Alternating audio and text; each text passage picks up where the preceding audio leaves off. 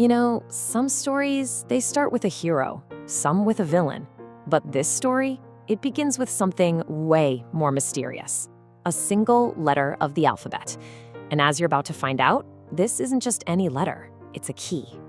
So we're gonna meet this little guy, Diane, in a bit, but to really get his world, we have to start in ours, with a 5th grader, her little sister, and this really weird thing she finds at a garage sale that is about to change, well, everything.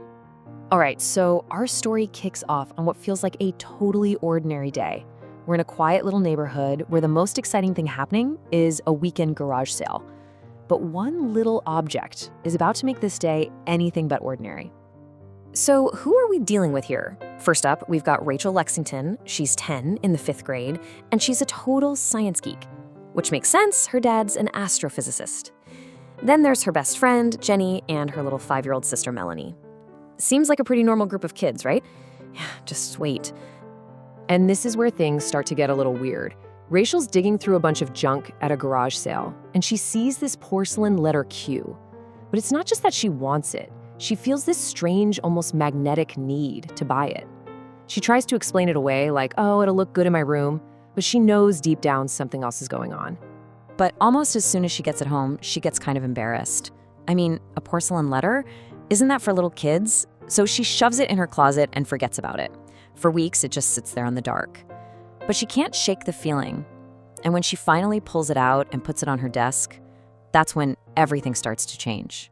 You know, putting that Q on her desk was like flipping a switch that turns a small personal mystery into, well, a family's absolute worst nightmare. So a few weeks go by and Jenny's over for a sleepover. They're just hanging out and they realize it isn't just a piece of porcelain. It seems to react. It's humming with this strange energy. It's not just a decoration, it's something active, something powerful, and they've just stumbled right into its secret.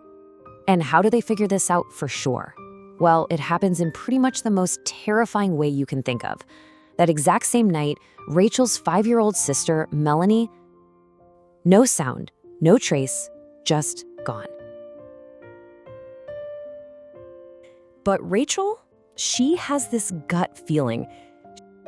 She just knows somehow this is all connected to the Q. The search for her sister isn't going to be down the street. It's going to be somewhere else entirely. So, totally panicked, Rachel and Jenny start their own desperate search. And as they do, the air around them starts to shimmer. It's like reality itself is twisting. And before they know it, they're ripped off their feet and pulled into the swirling vortex of light and sound. And yeah, this image really gives you a sense of it.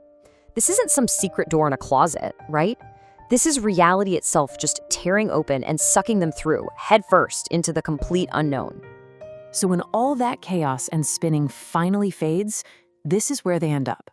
In this quiet, impossibly green world. It's beautiful, for sure, but it's also completely alien.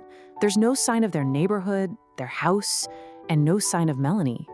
Just this strange, quiet, and kind of creepy landscape. So imagine you're them. You're lost, you're terrified, and you're wandering through this alien forest. And just when you think you're totally alone, you realize you're not. They stumble upon the locals, and let's just say the first meeting only makes things weirder. So who are they? They're called the Aku. And from what we know, they seem to be these gentle, two-legged creatures who are vegetarians and live in these quiet farming villages. You can just imagine what that first encounter was like. To each of them, the other must have looked like a complete alien. Rachel, she's desperate. She's got to do something, so she works up the nerve to approach one of the village elders to ask for help. But the response she gets is, well, it's not what anyone would expect. Instead of a straight answer, she gets this riddle. I am, we are Q. Welcome back. It's been so long. What in the world does that mean? But welcome back. It's like they were expected. And then there's this weird demand to sing their song. So Rachel is totally thrown by this, but she tries to push past it. She has one thing on her mind. So she just asks, straight up, have you seen my little sister? And what does she get back? You guessed it, another riddle. She is 1, you are 2. Now, that sounds like it could be a clue about Melanie, right? But then it's right back to that same bizarre command. First things first, you must sing. They are getting absolutely nowhere. It's a total dead end. Okay, so at this point, they've got to be feeling completely hopeless, right?